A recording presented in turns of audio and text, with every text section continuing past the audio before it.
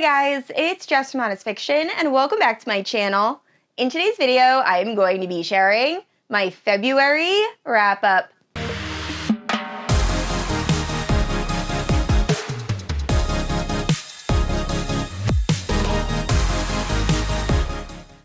Alright guys, so February was by far the best reading month I've had all year. Not only in terms of quantity, I definitely read the most books this month than any other month, but also quality. I had so many 5-star reads. I also binged an entire dark romance series.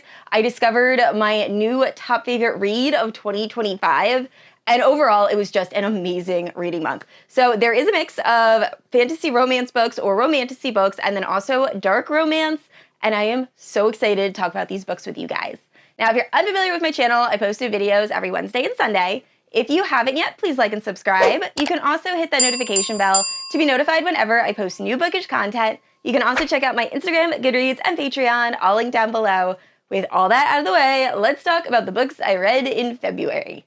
So starting off with my Patreon book club pick for February, we have Amid Clouds and Bones by Ella Fields. This is a dark fantasy romance standalone that I absolutely loved. So in this story, we are following Mildred, and she is a half-Seelie princess, and she is in an arranged marriage with Attican the Heartless, a notoriously evil Seelie prince who loves to play games with the people around him. Now, instead of cowering, our main character, Mildred, instead embraces these deadly games and actually starts to enjoy them. That is until fate thrusts her into the hands of Attican's biggest enemy, and the story goes from there. So I've kind of pitched this as if you've seen or if you've read The Cruel Prince by Holly Black, this is like a grown-up, kind of shorter version. It's everything I wanted Jude and Cardin's romance to be. Kind of that like push and pull dynamic where they're both kind of not playing pranks on each other because they are very deadly, but I just really loved their romance. Now I will say with this book,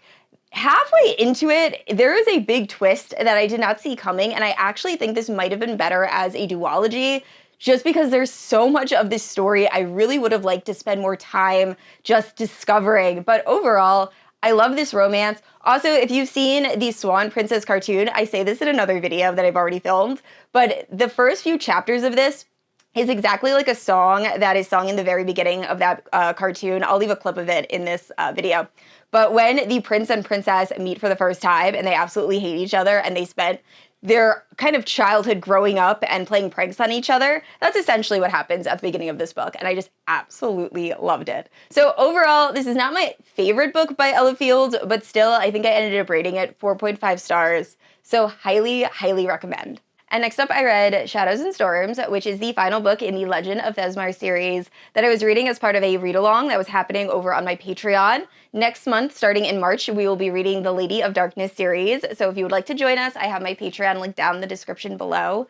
But either way, I have absolutely loved this series. It is officially one of my new favorite fantasy romance series. If you're unfamiliar, we're following Althea, who is living in a community where women were once warriors. However, because of a prophecy and events that have taken place, women are no longer allowed to wield weapons, but Althea has always dreamt of becoming a warrior of legend. So she's been practicing in secret until one day she's discovered, and then she's given the opportunity to prove herself, and it really goes from there. So the last book I read, which is book 4, I believe, was my favorite in the series. I laughed, I cried, I loved that book so much. Unfortunately, this final book is my least favorite. I think I ended up rating it 3 stars, and that was kind of me being generous. I just feel like all of the conclusion was very, very convenient, is the best way to put it. A lot of stuff that I was expecting did end up happening, but I just wish this book was not quite as fast-paced. I feel like there were so many elements that really could have been expanded upon, and I would have enjoyed the book so much more, but because it just felt so rushed, and it was just kind of like closing every single hole that was in the plot and the story, overall, I just was not a huge fan, which is very, very upsetting because, like I said, I love the characters and everything about this series, the romance, the action. It's also normally unbelievably well written. I just felt like this last book really didn't feel like it was part of the same series. I also felt like there were certain plot elements that were really, really pushed that up until that point hadn't been pushed in the series, and overall, The last book was a little bit of a letdown for me, which is so heartbreaking to say. But overall, I still really enjoyed the series, and I definitely think it's worth picking up, and I will 100% be reading the companion book that just released. And next up, we have A Fire in the Sky. So in this romantasy, Tamsin, who is raised as both a companion and as the royal whipping girl, is forced to deceive a ruthless warlord named Fel and pose as a princess bride in order to save the two true princesses. But when her secret is exposed, then their marriage of deception becomes a battle of wills. And the story goes from there. This book was wild. I never knew where this book was headed. I've never read anything like it. First off, the premise of a royal whipping girl I thought was very interesting. I ended up going down like a Google rabbit hole trying to figure out if that was a real thing. It seems like there's still like mixed opinions about it. But essentially, anytime these two princesses did anything wrong that warranted punishment, Tamsin had to take that punishment while they watched. So just that in itself, I feel like is a terrible life. This book also involves dragons, but I really can't get into how they affect the story because it will spoil everything. Just know there are also dragons and witches in this book. The ending of this book was wild. I was just not expecting anything, and I'm not sure if that's because the book really didn't do that great of a job kind of like putting in those Easter eggs so you expect what's going to happen, or if I just completely missed it and it's like my fault type thing. But either way, I do think I am going to pick up the sequel to this book. Overall, I ended up rating this 3.75. I did really enjoy the romance. I just was not expecting this book to go where it ended up going, is the best I can do without spoilers. But overall, if you're looking for a very unique romantasy, I would give this a shot. And next up, we have a dark fantasy romance. So to end a brutal war, Princess Una offers herself up to the ruthless Wraith King Gallia Verbane. But when he decides that Princess Una will be the key to unlocking his dark prophecy, their battle becomes far more dangerous. And it is their romance. I will say, I loved the first half of this book. I thought this was going to be a 5-star read, and it did end up becoming, I think I ended up rating this 4 or 4.25. So I did really enjoy it. I just felt like the first half had very much a dark romance, capture captive, forced proximity, just everything I love in dark fantasy romance. And then the second half, we had a total like tonal shift. It became much more of a quest, and I just wanted more of that like darker vibe. So overall, I kind of wished this book felt more cohesive and we kept that tone throughout the entire book. I did get a little bit bored during the second half, unfortunately, but still a very, very solid read. And honestly, the cover of this book is probably my favorite cover of any like fantasy romance book I own that's not a special edition. It is so gorgeous. So overall, I definitely think this is worth giving a try. I just really wish it stayed more of that like darker fantasy romance. And next up we have The Neverkeep by Carolyn Peckham and Susanne Valenti. So in a world that is divided by warring elements, Fae conscripts are sent to the Neverkeep to either awaken their magic or die trying. And I believe in this story we are following two Fae that have kind of realized that they've been fed lies and are going to be taking place or starting up some sort of uprising. So unfortunately, if you can't tell, I did not finish this book. So this is actually my first DNF of the year, which is very upsetting. I did not think I was going to end up DNFing in this book. I am trying to get better at DNFing. I'm still not sure if I'm going to include them in my wrap-ups. It's just I had a lot of people know that I picked this book up, so I wanted to explain why I ended up DNFing. I couldn't get past the writing for this, and I know I love Zodiac Academy, and it is the same authors, but for some reason I was just having so much trouble getting into this story, and a lot of that had to deal with the writing. So because of that, I did put this down. Now, I might have also just not been in the right mood to really dive into this, so I might give this a try a little bit later in the year when I'm really craving like that type of romantasy, similar to the Zodiac Academy. But unfortunately, I did DNF this. I think I made it to chapter like 24 or 27, somewhere around there. So I definitely gave it a decent shot. It just didn't work for me. And moving into dark romance, including my favorite read of the year so far. And honestly, this is similar to the feeling I had after finishing the Boys of Tommen series, books 3 and 4, where I just don't see any books beating this book. That is how I feel with this. I loved this book so much. So we have the entire Legacy of the Gods series by Rina Kent. I just binged that entire series. I could not stop reading. I did read the first book last month, but I do want to kind of touch on it during this wrap up. I'm just going to go through all of the books because technically you can read these as standalones. I don't suggest doing that because I feel like there's so many characters, it would just be a lot easier to read them in order. But if you prefer, you can definitely read these as standalones. So I will be going through all of them. I will say the last book I have not finished yet. I'm currently a little more than halfway, but I'll give you a gist about what that book is about, and I'm pretty sure I know what my rating is going to be. So with that out of the way, let's discuss the Legacy of God series by Rina Kent, my new favorite dark romance series of all time. So starting off, we have the first book, God of Malice. So in the series, we are following students from rival colleges, King's U University and then Elite University. So in this book, we are mostly following Killian and Glyndon. Killian being a born psychopath, he has very little empathy and is just a complete psychopath. He knows this about himself, but he's very good at masking, and that is how he kind of gets by in life. So he ends up seeing Glyndon during a very vulnerable moment, and because of this, he becomes completely obsessed with her, starts stalking her, just will not leave her alone. So it is their romance.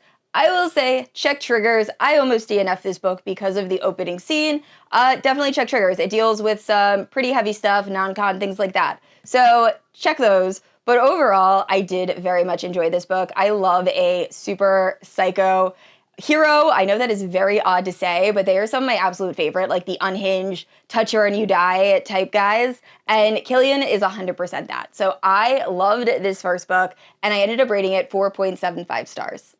And next up, we have God of Pain. So this is following Creighton and Annika. Creighton being part of the Royal Elite University, and then Annika being part of King's U. Also, Annika is a mafia princess. She is part of the Bratva. So she is super just happy, a ray of sunshine, can't stop talking. And then you have Creighton, who had a very upsetting upbringing, and you find out a lot of his past throughout this book. But because of this, he is very stoic and cold and closed off. And Annika has a huge crush on him. So she is determined to try to get him out of his shell. While doing so, she finds out what he likes in the bedroom. So this is definitely more heavy with BDSM. He is very dominant. But I loved their romance, and I loved how a lot of the couples in this are really able to just help heal each other. Specifically, my favorite book in the series. But honestly, all of the guys in this, I just feel like are written so well. They are very, not evil, but they are in this very dark profession, but yet you still see their softer side, and I loved Creighton. So this one I ended up rating 4 stars. And next up, we have God of Wrath. So this is following Jeremy and Cecily. Cecily goes to the Royal Elite University, and then Jeremy goes to King's U. He is actually Annika's brother from the previous book and heir to the Bratva. So he is a very intense guy. So Cecily ends up doing something because she has a crush on another one of the guys in this world, and because of this, she is found out by Jeremy, and Jeremy ends up taking quite an interest in her because prior to this, Cecily was very good at just blending into the background, and that is how she likes it. So once Jeremy has his eyes on her, they end up having a brief moment where they discover that they both are kind of into the same thing in the bedroom, which is primal play. So they both decide to kind of embrace that, but still try to keep the romance separate from everything going on. And then you get to find out a little bit about Cecily's history and why she is dealing with some of the things she is dealing with. And overall, I thought this was okay. I just didn't think it was quite as, I don't know, I just wasn't as invested in this romance as I was in all of the previous books I read up to this point. Honestly, I think it's because of Jeremy. I just wanted him to be a little bit more well-rounded. He seemed kind of one-dimensional compared to all of the other guys in the series, and there were just some things that didn't make a lot of sense. So this was my least favorite overall in the story. However, I still loved it. So I think I ended up giving this 3.75 or 4 stars. So still not a bad rating. It's just if I was ever to go back and reread the series, this is probably one I would skip. And next up, we have God of Ruin. Now, I was positive this was going to be my favorite out of the series. 5-star read. I loved this book so, so much. So in this, we are following Landon, who goes to Royal Elite University. Now, Landon is the older brother of Glyndon from book 1. He is also a complete psychopath, lacks empathy, is very, very cold, almost to a like scary extent. Honestly, I find him much more terrifying than I found Killian. But he also is very good at masking, and he is a famous sculptor. He is known for being just an amazing artist, very charismatic. So first we have Landon, and then we have Mia. Now, Mia is the twin sister to, I forget her name, but she is from the rival academy, and she has selective mutism, and she signs, but she is so feisty. She wears a lot of goth clothing, and I loved her immediately, which was something a little bit different through the series, because up until this point, I had loved all the guys. Mia is my favorite heroine out of all of them by far. So anyway, Mia ends up doing something to get Landon's attention, and once Landon focuses his attention on someone, it is very hard to get him to stop. So he's just so intrigued by this girl that really is not scared of him, although she should be, and it's their romance. So he also finds out that she happens to be a virgin and wants to kind of help her experiment in the bedroom. So that's kind of like what's going on throughout this book in the bedroom. But their romance, I just absolutely loved it. We also get a lot of heartbreaking moments. I will say this series is just so emotional, especially the next book I'm about to talk about. But I love Landon. I just thought he was the perfect hero. Scary, calculated, charismatic, and just so, so dominant. So I absolutely love this, and my second favorite in the series. And that brings us to my favorite book, not only in the series, but of the year so far, God of Fury. I love this book. I would do anything to read this book again for the first time. Once I started, I just couldn't put this down. This is following Nikolai and Brandon. So Brandon is the twin brother of Landon from the previous book. And then Nikolai is actually an enforcer for the Bratva, and he is the sister to Mia from the previous book. And these two have the most spectacular romance. I could not get enough. So Nikolai is very much a free spirit. He hates wearing clothing. He's covered in tattoos. And like I said, he's an enforcer for the Bratva. So he is a very, very scary, and a lot of people think unhinged kind of guy. He also goes into these like almost manic states where he becomes very angry. Pretty sure that's why it's called God of Fury. So we have Nikolai, and then we have Brandon, who is very, I don't want to say uptight, because we find out a lot of things that have caused him to have the type of personality that he has, but he likes everything very much in order, but he really just has a negative view of himself, and it is so hard to read throughout this book. I cried more in this book than any of the other books in the series, and way more than I thought I would cry in a fantasy romance. There is a quote in this that I bawled. I couldn't stop crying. So Brandon is just trying to keep up this image of having a perfect life, because he has Landon, his older brother, or his twin brother, who is known for being an amazing sculptor, and then his younger sister is very happy in this relationship with Killian, and he is just trying to get by. So Nikolai becomes very interested in Brandon and just kind of starts pestering him to have a romance. And at first, Brandon is very standoffish and wants nothing to do with this, but slowly Nikolai is able to break down Brandon's walls, and it's their romance. And oh my gosh, just the way these two are able to heal each other and just absolutely be there for each other. I loved it. I just loved it. I love Nikolai. They both need to be protected at all costs. And Nikolai as a character, I was really afraid that I didn't think he could be redeemed for all of the chaos he caused in the previous books. So I did not think I was going to love this. But once you really get to find out about him, I love this. My only critique is I wish we got a little bit more of Nikolai's history and his past and why he goes into these states. But still, only critique, this is my first 6-star read of the year. So please, if you like dark romance, I highly recommend. This story was so, so good. And last up is God of War. Like I said, I'm still halfway into reading this book, but I will say it has a very different tone than the other books in the series. Up until now, all of the books were during the same timeline, so we were seeing the same events just from different characters' perspectives. Now, this book takes place 2 years after everyone has already graduated. So just off the bat, had a very different feel. And I was talking to Jen from the Book Refuge, and she said to kind of look at this as more of romantic suspense.